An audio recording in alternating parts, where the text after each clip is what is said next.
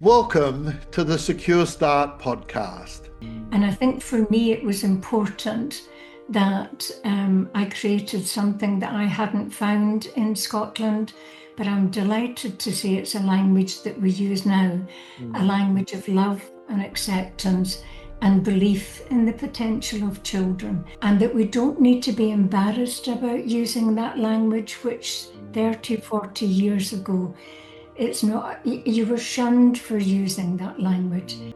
Welcome to the Secure Start podcast.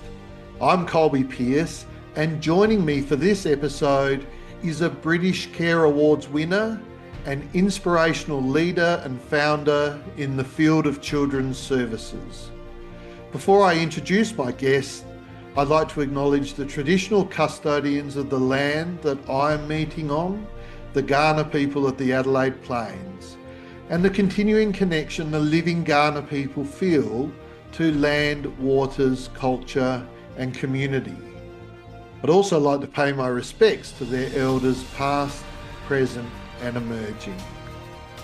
My guest this episode is Patricia Sheridan. Mrs. Sheridan established Moore House in 1988. Her drive was to create a service with her personal mantras, determined to deliver excellence and I'm possible for young people. Mrs. Sheridan leads the board of directors and continues to have a hands-on approach using a range of experiences and techniques to engage with young people to elicit their views on the service they are receiving. Her passion is for young people to be supported by adults who believe in their potential and adults who share the organisational values of respect, integrity and dignity for all. Mrs. Sheridan reminds us that we are responsible for creating trusting relationships and happy memories for our young people. She strives to ensure that our young people experience as many creative, happy, nurturing memories as possible. In terms of her career journey, Mrs. Sheridan has gathered a range of qualifications. She was a registered general and mental health nurse, a qualified social worker, and at a later date completed a MA in education and an MSc in forensic psychology. Mrs. Sheridan continues to strive for excellence and ensures that her passion for high quality services is cascaded throughout the organisation to encourage each and every team member to recognise the important part they play in the well-being and progress that our young people experience. Welcome, Patricia. Good morning. It's lovely to speak to you again, Colby. Thank you. So was there anything in that bio that you'd like to expand a little bit upon or add to? Not really. I think that when I hear it from someone else, it sounds a bit pretentious, and I can't believe the journey that I've been on. It made sense while I was doing it, but I think it reflects that I'm a lady of age. So no, I have to accept that's my journey. Yeah, and it's a common reflection when I ask people after I've read their bio, particularly when they've read it, they've been working in the field for such a long time. And I think, and I was discussing this with another podcast guest only last week, reflecting on my own long journey of practice and thinking that perhaps as we're doing it, we're really, our mind and our focus is on what we're doing, right now, as it should be. And it's only when we have these opportunities to pause and reflect that we have a chance to consider the journey in its entirety and how, Mhm. yeah, how long a journey or how much we've achieved across that journey. Indeed. So, Patricia, you started Morehouse in 1988, Morehouse School in Yes. 1988, and since then, your operations have expanded into the Morehouse Group. I wonder Yeah. if you don't mind, just to start off with, telling us a little bit about each of the areas of endeavour that come under the umbrella of the Morehouse Group. Yes. As you said, Colby, my first venture was Moorhouse School, and it was intended to be a small residential and day service for children who had experienced trauma and who were showing attachment challenges. Mm, But over the 38 years, it has become a school for 32 young people mm, with 14 houses attached to the hub. And it ranges from primary education through to college. So that was my first attempt at trying to show what I believed was the right approach in working with children. I then decided that because I didn't believe that children should necessarily be in an institutional experience for all of their residential education, I decided to create a foster care service. mm, And my foster care service has become known as permanency and short term. And again, it was intended to work with children with trauma histories. But like I'm sure you and other people will experience, it takes on a life of its own. And mm, it's become quite a varied group of foster carers. We have up to 50 foster carers who mm, work with babies up to a young gentleman who is 33 with very complex needs and a special group of conditions that we had never experienced before. So for me, establishing the foster care service seemed to make sense at the time, but it's grown into a unique organisation on its own. And I'm very proud that we, in fact, are the only organisation in Scotland who has the highest grades of the Care Inspectorate, and we've managed to hold that for 2 years. So I don't often allow myself to be very proud, but in that instance, I certainly am. as you should The be. third organisation that I created was the J. Moore Trust, Mm, and it's a charity. And it came about because there was a school in Scotland that had closed, and it was a school that was working with children with neurodiverse challenges. mm, And so it's my nature when I get a challenge to try and do something about it. So 5 years ago, we decided that we would open the school again. So we now have a school that works with children who have experience of neurodiverse issues. It's a small school, and we have both primary and secondary children.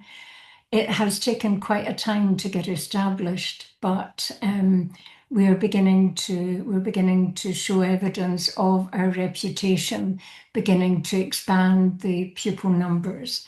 We're registered with the National Association for Autism. And again, that for me is a reflection of the quality of what the team's doing. So, yes, three organisations that keep me busy, but organisations that I'm very proud of, and organisations that seem to have made sense to me each time that we established and added on the next organisation. It's been an interesting journey. yeah, certainly has. What set you on this path, would you say? How did you come to be involved in um, I, Yeah, I was in social work, and my director in the local authority asked me to do a report on the residential services that the local authority was using. Mm, And so I visited about 12 residential services in Scotland, and then I did my report. And what I found was really quite sad and disappointing. And mm, I found that the pupils that were in these residential establishments clearly came from a socio-economic group where families were struggling with poverty and difficulty. And what struck me was that the staff in some of these organisations did not have a belief in the potential of these children, and there seemed to be an acceptance that these children couldn't achieve, and there was no drive to measure outcomes or to create a curriculum that would compensate for the difficulties that the young people were bringing into the education field. And so I had a conversation about the report with my director. And of course, knowing me, he said, well, if that's your findings, I challenge you to do something about it. mm, So I took the challenge on, and my first organisation that I created was Moorhouse School. mm, And I think for me, it was important that I created something that I hadn't found in Scotland. And mm, I wanted to start speaking a language that wasn't used at that time in Scotland. But I'm delighted to say it's a language that we use now, a mm. language of love and acceptance and belief in the potential of children. So that was my starting point in working in the residential education sector. And he lost an employee as well, I'm thinking. Pardon? I'm thinking that he lost an employee as well, your supervisor at the time who Yes, challenged you.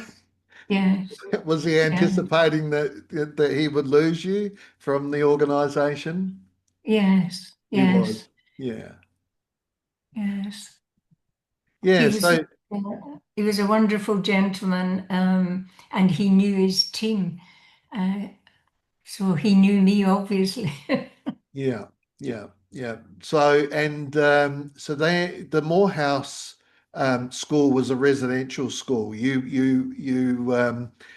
brought together both a desire to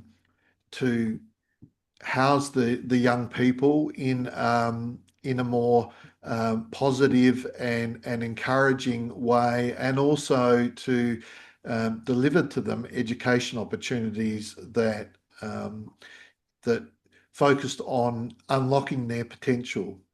Yes, very much so. And it reminds me very much of an earlier podcast that I had with John Whitwell. And I'm not sure if you've heard it, but he was talking about the Cotswold community, and he was talking at this point of the podcast particularly about Donald Winnicott, I think, and Winnicott seeing children as being like bulbs. Um, the growth is within them.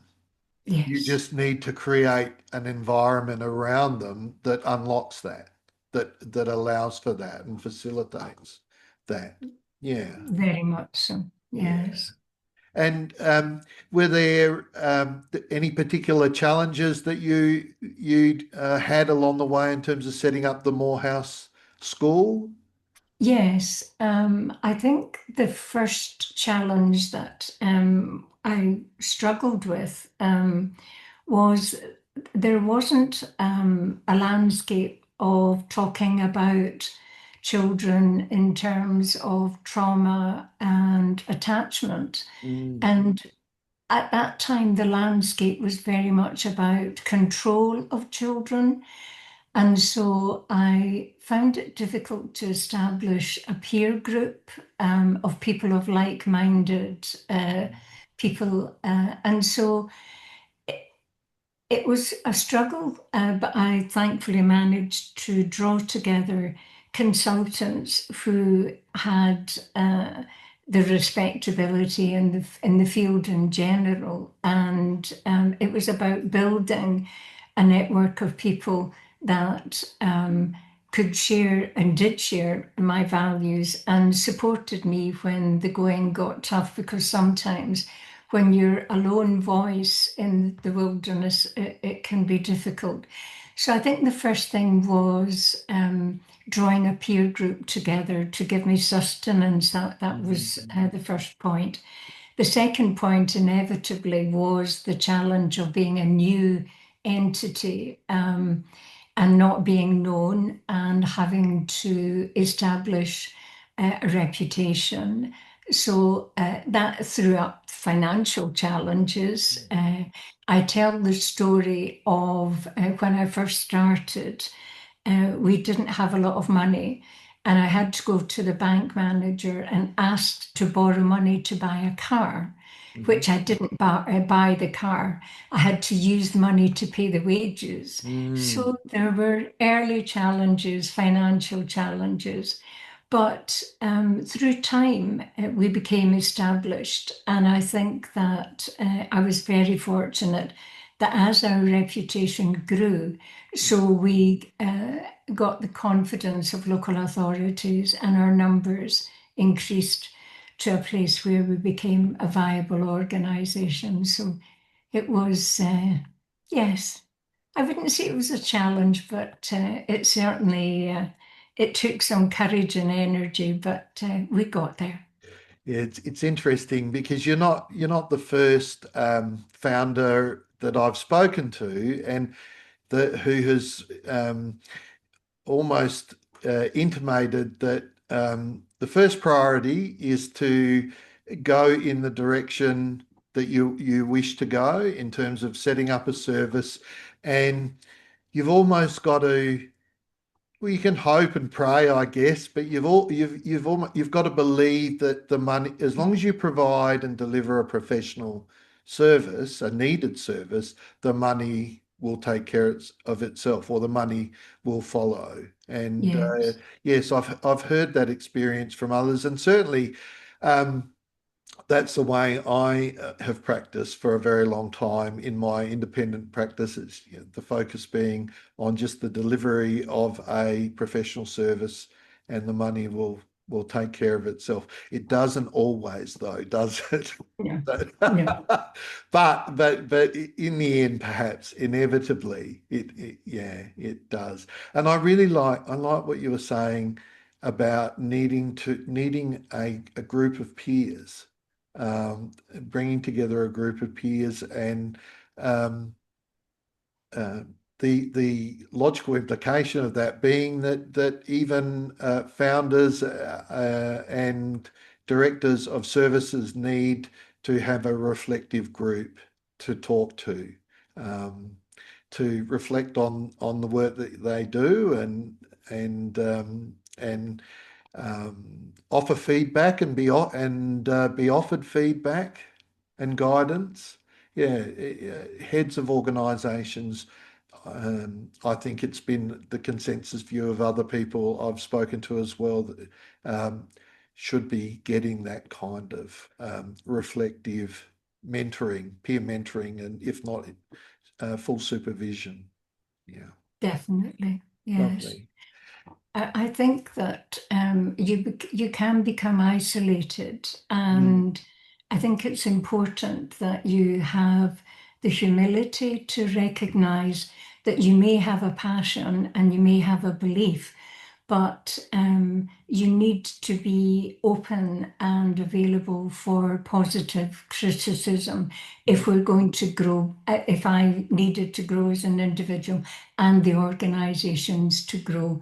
So we had to have an open and transparent approach to our practice and a willingness to listen to people who had a lot more experience and that had a valuable contribution to make.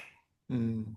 And you mentioned that you gathered them from around the place. I'm wondering, where did you find them, and how do you think? What were some of, I guess, a bit of a question without notice, but what do you think were some of the more important things that they shared with you that informed your approach to the Morehouse School? Yeah. I think the very important relationship for me was that it may come with age, Kobe, but I was very much into the John Bowlbys, the John Ashcroft, all these theories of attachment that were not around and being spoken about and used in the early days.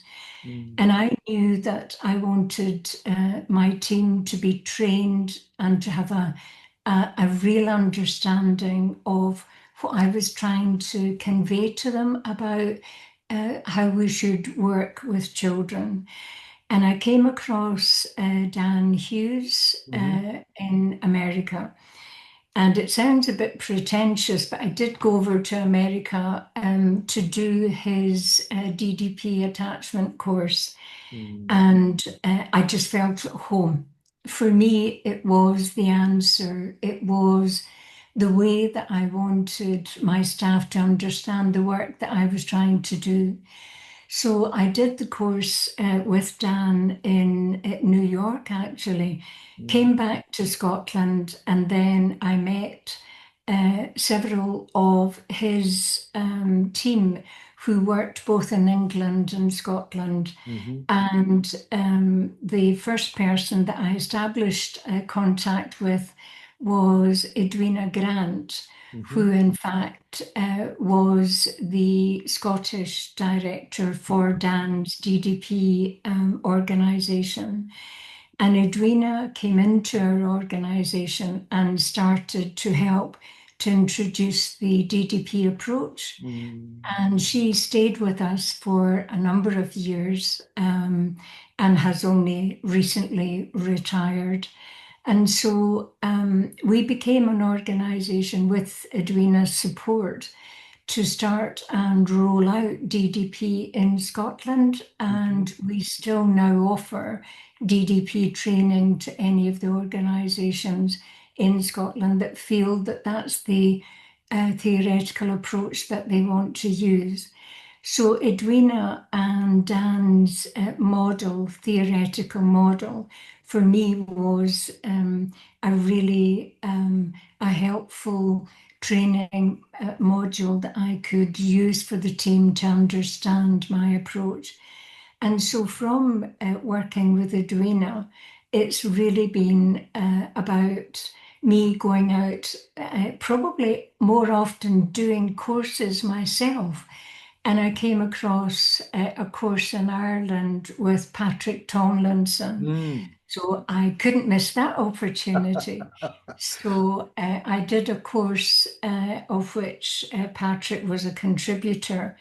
And then again, I established links with Patrick, and he now again works with the organisation. And so I've been really fortunate in that I've been able to be introduced to some really important, impressive people rather, Mm, that for me speak the same language and have the same values and the same passion for mm, getting it right for children. So I've been really lucky, and our organisation's been lucky in the people that have come alongside us mm. and support us to make sure that we get it right for children. And I chuckled a little bit there because Patrick is a mutual colleague and something of a silent partner for this podcast, in that he puts me together with some of our guests, including with you, Patricia. One of the things that I think is really significant about what you were saying there, is that you go and you yourself go and get trained. You attend the trainings, um, and then you have a strong design for those trainings that you think speak to you and how you want your organisation to operate and run, and the care and service delivery you want staff to deliver to children. You have them all trained in the same models and theories. Um, but the interesting thing is that by the sound of it, it's from the top to, I hate saying from the top to the bottom. It sounds terrible, doesn't it? Really, everyone in the organization is gets the same training. So Yeah, everyone can speak the same language, and importantly, from the point of view of the children and young people that you deliver a service to, notwithstanding that everyone's got their own unique traits and characteristics, there's a foundation of commonality across yes. your staff group, which I think is really important, and can be, it doesn't always exist. For example, in statutory child protection organisations, where um, large organisations, but where you wouldn't we wouldn't commonly see everyone, all the staff group, singing from the same hymn sheet, so to speak. But I agree. I think that's a really valuable thing, and it's not just. Um, I think another previous podcast guest, Simon Benjamin, who ran the Lighthouse Foundation here Yes. in Victoria, and also had worked in the Mulberry Bush School in the UK, spoke really authoritatively about the importance of everyone being on the same page. Yeah, so that's great. I think you're right, Colby. I think the importance is that everyone needs to be invested in, Mm, and everyone, if you're saying we all have a part to play, they have to understand mm, what that part is, and they have to feel valued, mm. and they have to have the confidence to contribute to the care of the children. And so for me, it's important that we do all have the same training. Yeah. And I think that was my drive. When I started, I realized that I did not have all of the skills and theoretical knowledge that I needed. Mm, And so that's why I did my master's in education and then went on to do my master's in forensic psychology mm, for two reasons. One, I wanted the staff to recognize that we all need to be in a learning environment mhm. and that we don't always have the answers, but to encourage staff to believe and to convey to children that lifelong learning is something that we should all aspire to, and that it's so valuable for both the children Yeah. and for staff. And so for me, I thought by showing an example, although it was hard sometimes finding the time, but it was about setting the scene and having staff understand that we're all on this journey together, Yeah. journey of learning together. Yeah. And I love the fact that you started from a place of, I'm not quite sure if I know what I need to know and have the skills that I need to have. So you started from a reflective position, Yes. a reflective and self, some self-awareness, self-evaluation, self-awareness. And I would imagine, as part of lifelong learning, encouraging that, embodying that in ourselves, encouraging it in others, has as part of it an ongoing reflection of what do I know and what do I need to know next. And I think that that's been, again, another theme of this podcast, and something that I've said previously and stand by, is that we need to think about what we're doing in this area Mhm. of work. Yeah. Thinking Very about it much can so. be hard. I had Nicola O'Sullivan and she was talking about how the work can be so confronting, so challenging in some Yeah. ways that it can impact our capacity to think. Um, but we need to be thinking about what we're doing. If we stop thinking about it, we become procedural, and Yes. and when we become procedural, we apply a one size fits all, regardless of who's in front of us, and procedural practice can be heart, it can lack heart, can in fact be Yes. heartless practice. Yeah. Yes. Yeah. And I just wanted to make the point, in case people missed it, that the Morehouse School is a residential school. The children, I'm not sure if you have day students as well. I Yes. think you We do, have. don't you? Yes. Yes, but you Yeah. also have children who live in those homes that you mentioned, with staff, and that I'm imagining that there is also um, the word I'm looking for. It's getting late in the day, so for me, so the words don't come as easy. Here it is. I've got it. I'm going to cut that bit out. So I imagine that there's alignment between home and school. There's concordance. There's congruence between home and school. Yes, the team in the homes do go into the school and work alongside children.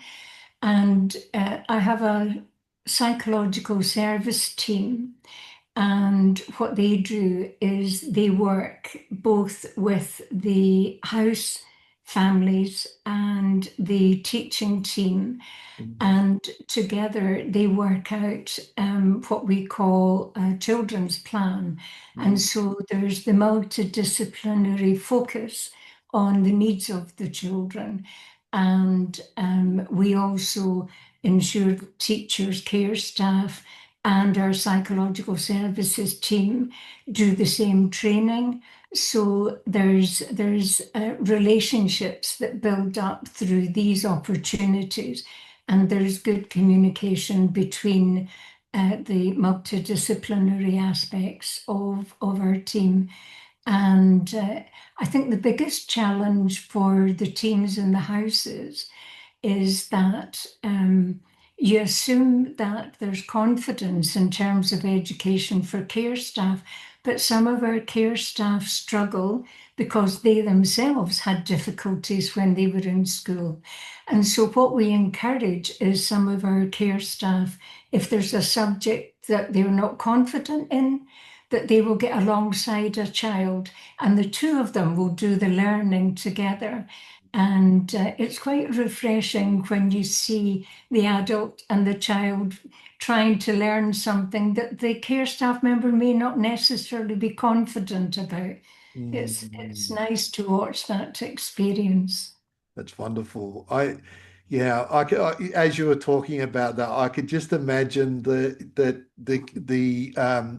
emotional congruence between the staff member and the child. You know, the emotional connection from having that shared learning experience, which is really important for our children in need. And um, yeah, it sounds like just a wonderful therapeutic um, way of um, delivering aligned care across both the home and the school. And I'm wondering if your psychology service provide a therapeutic service to some of the children as well, or the Yes, yeah. children can have one-to-one interventions working with things like grief and attachment.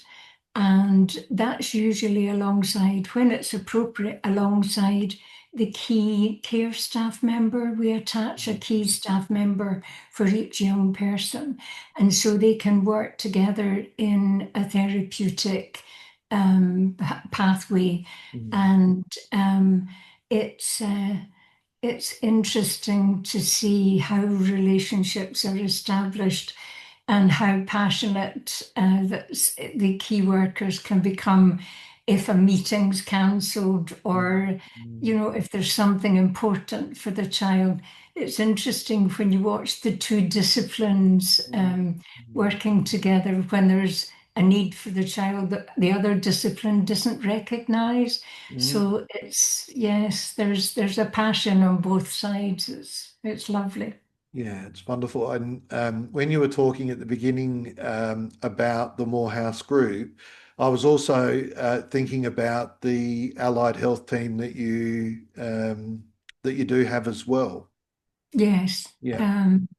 Yes, as I say, we have the psychological service team that works across the three organisations. And we normally use as much as possible community-based services in terms of health. And I think that's important for the young people when they go back into their own community, that it builds up confidence to allow them to use community services. So we don't cover all of the requirements in terms of health, and we try to use any community-based services. And it's about the dentist, the doctor, the optician, trying to help children to grow in confidence to use those services Mm. as and when they go back home.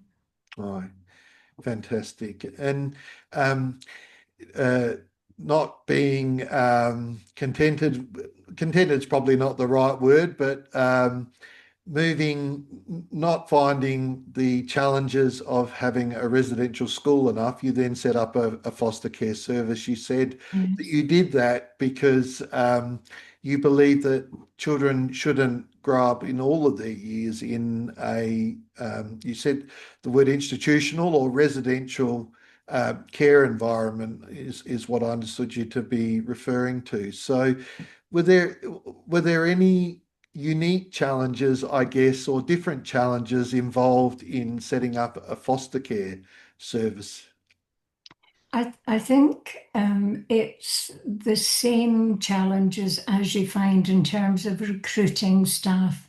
And it's about finding foster carers who are resilient and who are open to training and are able to recognize that the challenge that they face could be quite complex. Mm. And so, again, it was about working in partnership, and we encouraged our foster carers to come to any training that's available within any of the three organisations. Mhm. And we trained our foster carers in the attachment model. Mhm. And it's about, for me, stickability, making sure that our foster carers have access to social work. Our social work team carries small numbers of carers so that they can be available to carers more often than probably the local authority foster Mm. carers are able to get support. So it's about consistency, and Mm. it's about encouraging carers to understand the very challenging role that they are taking on. So, in our organisation, we have had foster carers and still have foster carers that have been with us for over 25 years. Goodness. So, some of them have got stickability. Aye. Aye. But I think that the landscape in terms of the needs of children haven't changed. I Mm. think the language has changed, but I still think the needs of children and the challenge that they bring, I think is the same as when I started nearly 40 years ago. Mm. So, yeah, Mm. Well, I'm I very mean, proud, very proud. yes, indeed you should be, and so the FOSS again, we the organisation as it's grown continues to be aligned across all its component parts. They have a shared values, there's shared knowledge, um, there's a shared language. Everyone can speak to each other, and you've deliberately gone about choosing interested parties to become foster carers who themselves are also, I guess, interested in being lifelong learners and continuing to um, unlock their own potential. Just as, and again, that just reminds me again of the idea that what we do with our children, we need to do across the organisation. So when we talk, when we highlighted before, when in the bio I first mentioned it, that what you wanted was an organisation that saw the potential in Yeah, children and supported um, advancing that potential or creating the right growing conditions for that potential. That it's important that we do that for our staff, our volunteers, our foster carers. We do that for everyone, what because they get to feel it's a bit like going to training and being inspired by training. If you're the managing director and founder, you get inspired, and everyone else, you see the value in everyone else being inspired. very much so. Yeah. So being having your potential acknowledged and developed feels great and flows perhaps quite naturally into supporting the potential of the children as well. So that's a very important and key value of your organisation. Yes. Yeah, And I think we've needed to use the language like families and again throughout the years we now when we speak to each other, I hear staff talking about the Moorhouse family, which I smile at, and the other kind of way that I describe foster carers is and care staff and teachers. I talk about them being professional, mhm, and so that implies a professional responsibility and implies the standards and values that we all need to share and the importance of each person within the family, mhm, because you just can't attach someone onto the organization. They have to be living and feel that they're part of this living organization. And so they have to grow as we grow.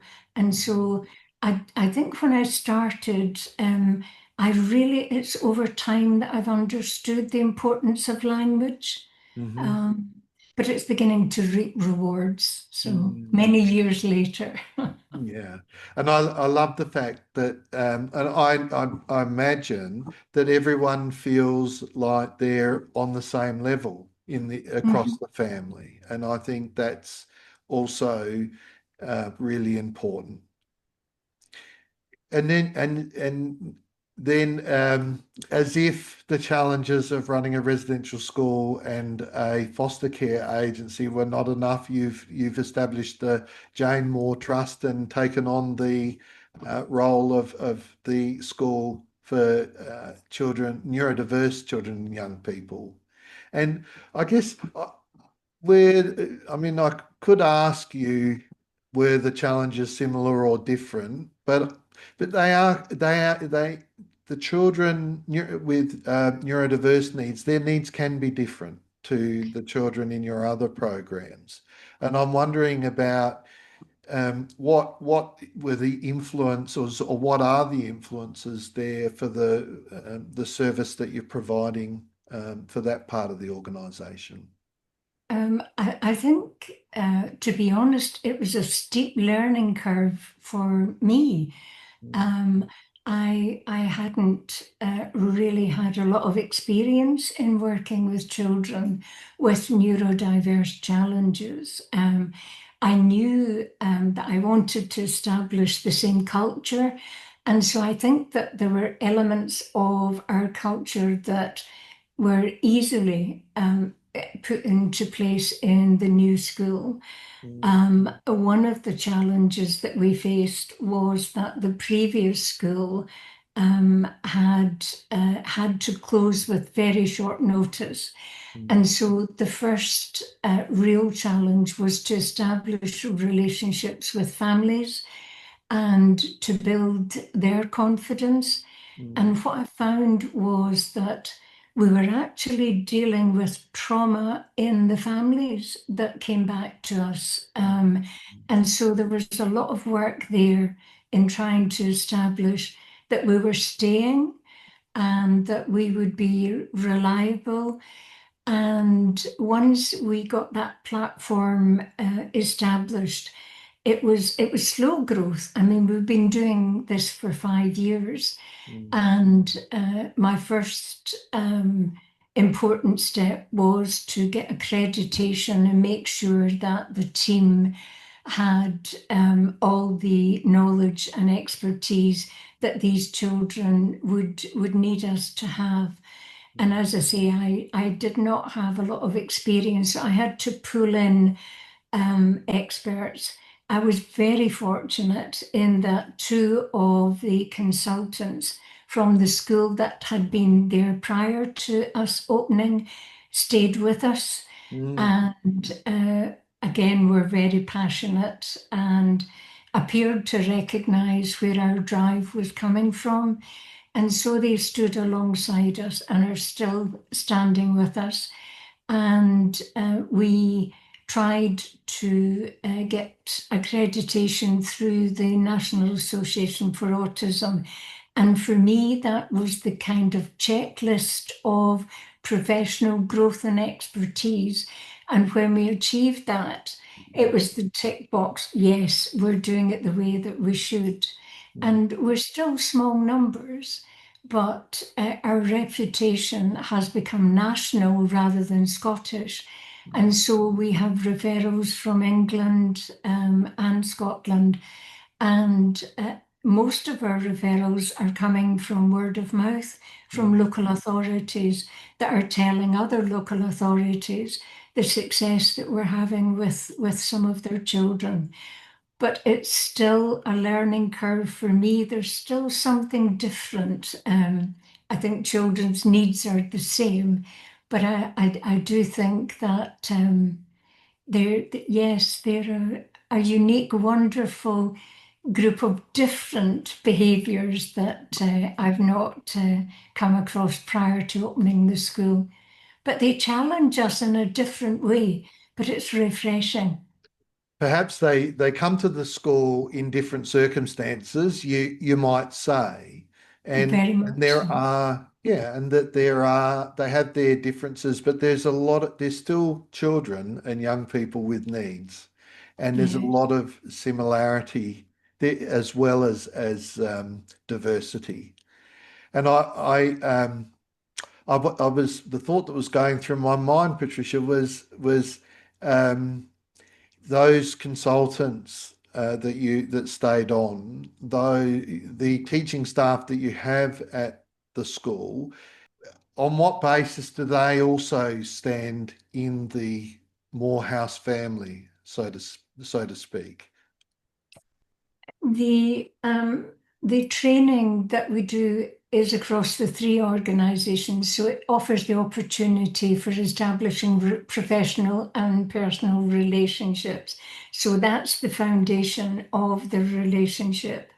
The teaching team have some elements of training that inevitably are different, but we all train in terms of understanding trauma and attachment, because for me, trauma does not necessarily come from socioeconomical challenges. It comes from experiences. And for these children, their trauma came from their educational establishments not recognizing their needs and Mm, not meeting their needs. So there are threads that go throughout our language and our training. Our consultants one of our consultants meets in terms of therapeutic supervision and support once a week. And our other consultant, her specialism is education and curriculum development. So both of our consultants work alongside developing the curriculum with the team, because unfortunately, when we opened, we needed to start almost from scratch with our teaching team. And again, I think that was because the teaching team that had been in the previous school, they themselves had been traumatized by their experience. And I felt that it was too big a challenge to support their healing whilst addressing the needs of children. So it felt as if we were having to start again with the teaching team. But 5 years later, we have a cohesion and a language and a feeling that we are just an extension of the original organisation, although our approach is slightly different. And I guess you've confirmed what I was suspecting to be true, and certainly suspect to be, well, think is true from my work, is that it's not that much different. But whether you're dealing with children who have a history of relational trauma and socioeconomic disadvantage, and children, and neurodiverse children, they're all children. They all have needs. Relationships are important to them. So the language and the understanding that exists within trauma-informed theories and attachment-based knowledge is important across diverse endeavours, including, as is represented in the Morehouse group. Very much so. I was wondering if there is anything that you have learnt along the way that you really wished you knew when you were starting any of these endeavours. Yes, I wish that I had known at the beginning that in terms of the development of education and childcare for children would grow, and that there would be a real understanding of trauma, and that services and local authorities would move away from the control of children.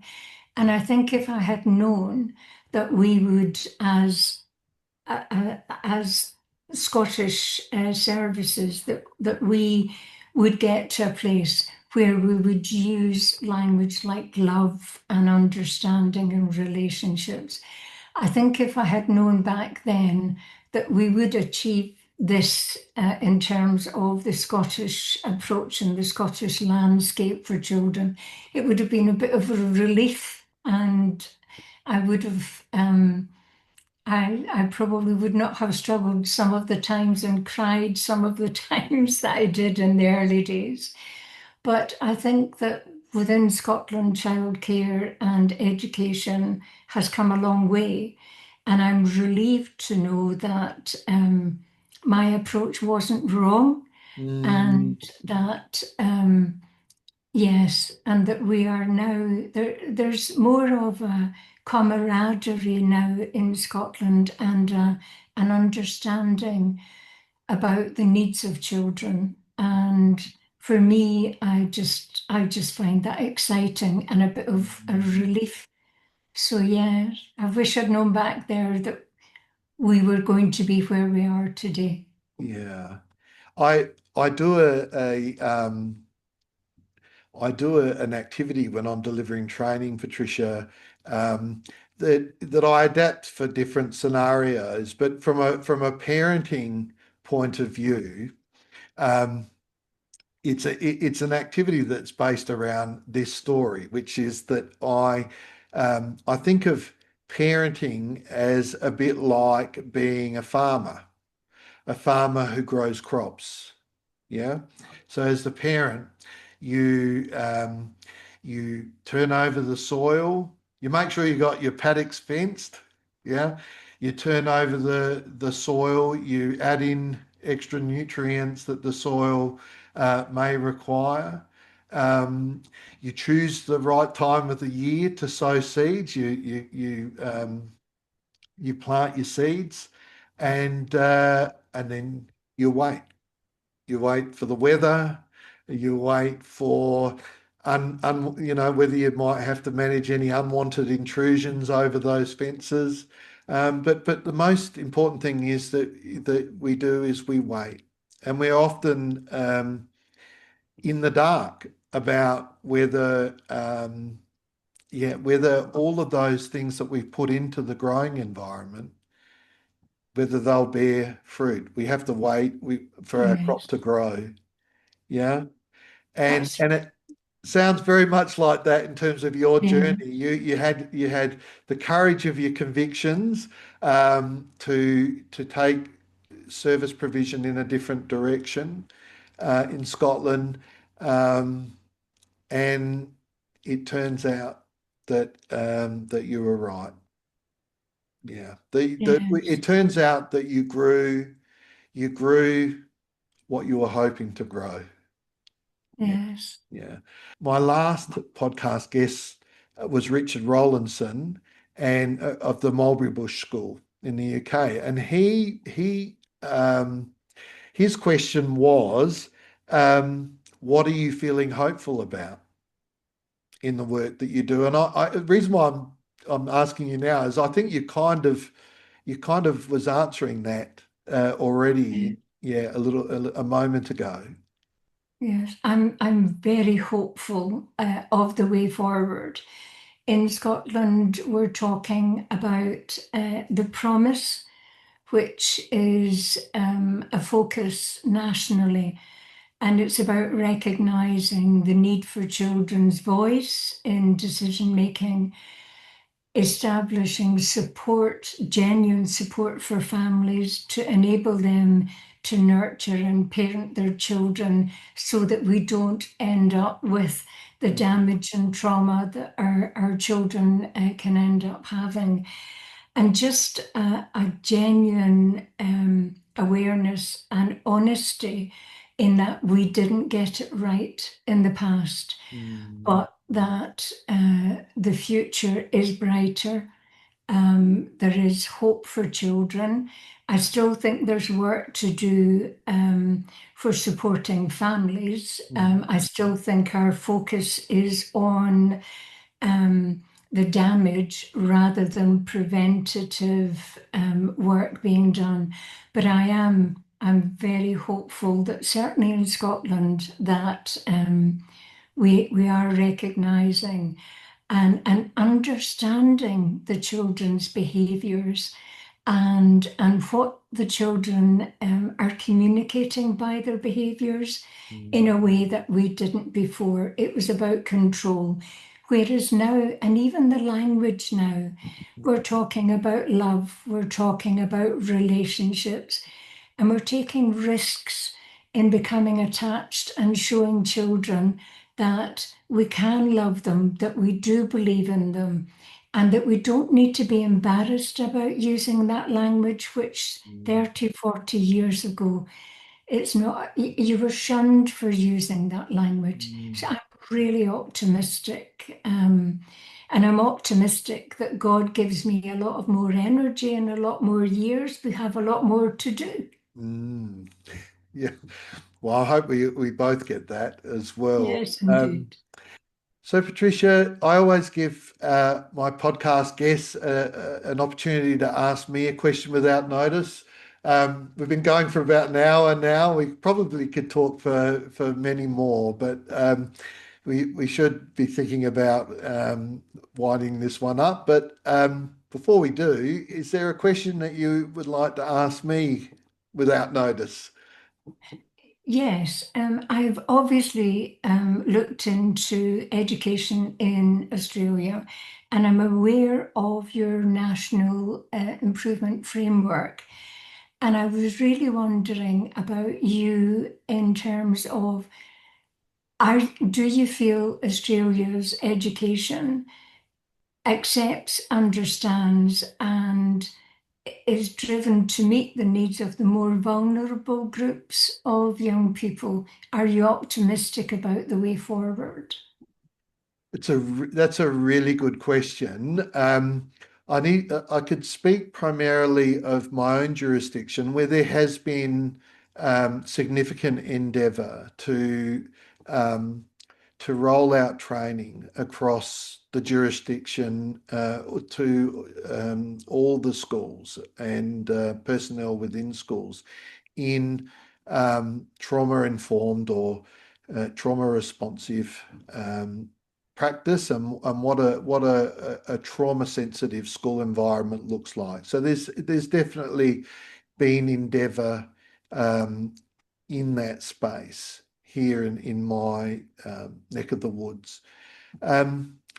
In terms of what I think, what I would offer differently is a way of thinking about the work with the children that is tailored to the experience of each and every individual child who has experienced significant relational or other hardship.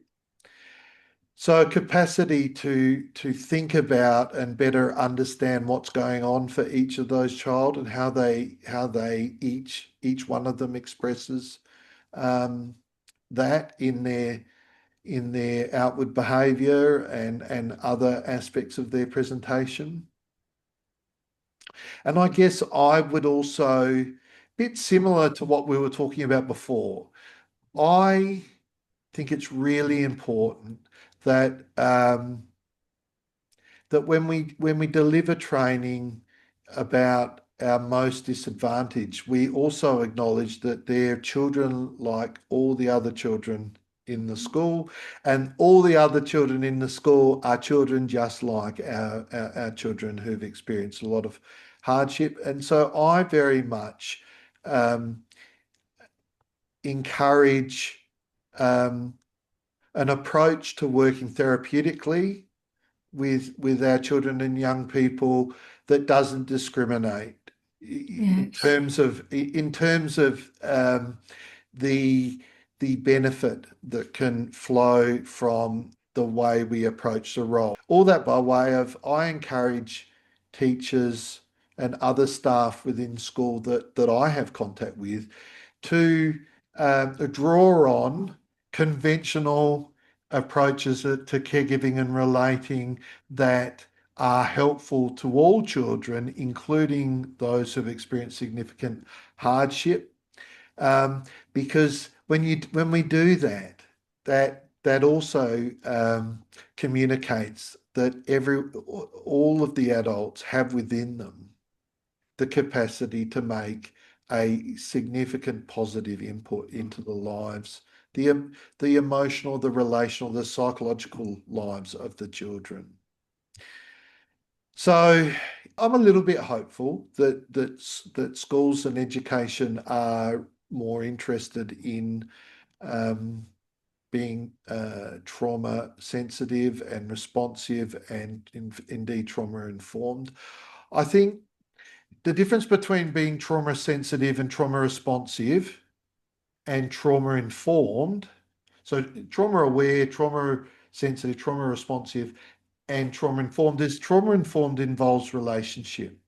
Mm-hmm. That's I think the difference. So individual relationships. I really want to get to know you, to get to understand you. I really want to know what needs you have that I can assist with or respond to therapeutically in order to ensure that at school you feel loved, worthy, adequate,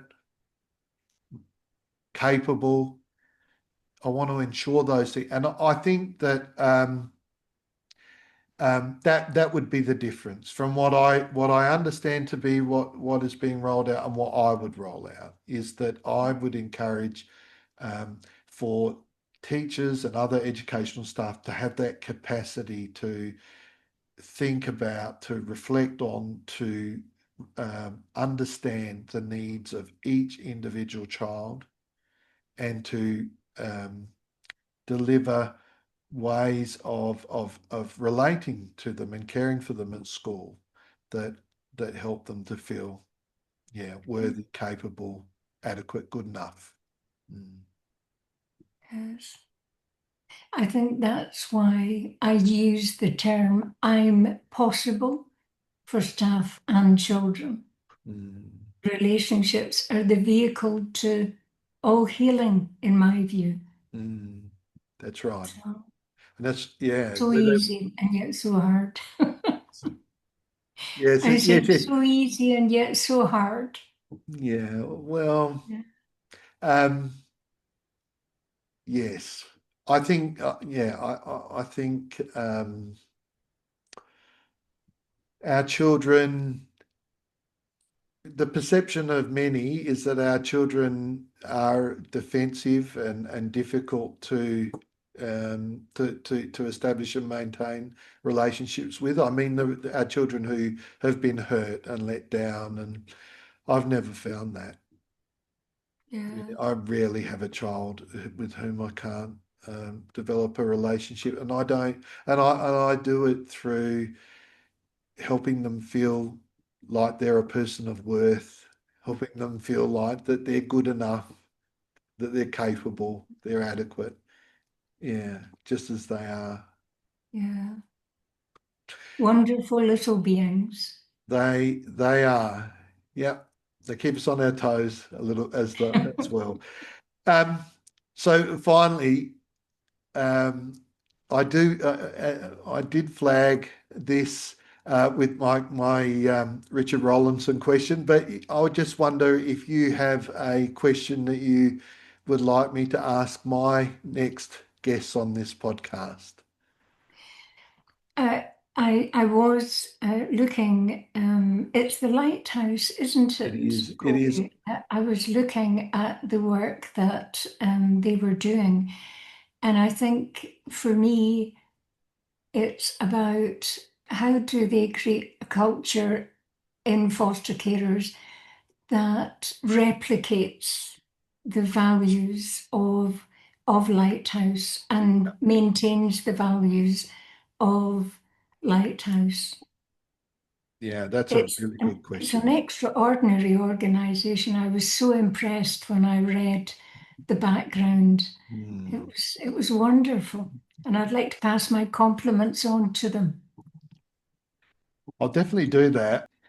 Thank you, Patricia, for what's been, I think, a really inspirational podcast chat between us. I've really appreciated you making the time to appear, and I wish you all the best in your ongoing endeavours. Long may they continue to happen. Thank you. I've enjoyed this morning with you, and I'd just like to say thank you for the opportunity. And it's with links with people like yourself and Patrick that keep people like myself feeling strong and carrying on the work. So thank you for that too. Lovely. Thank you. You're welcome. Thank you.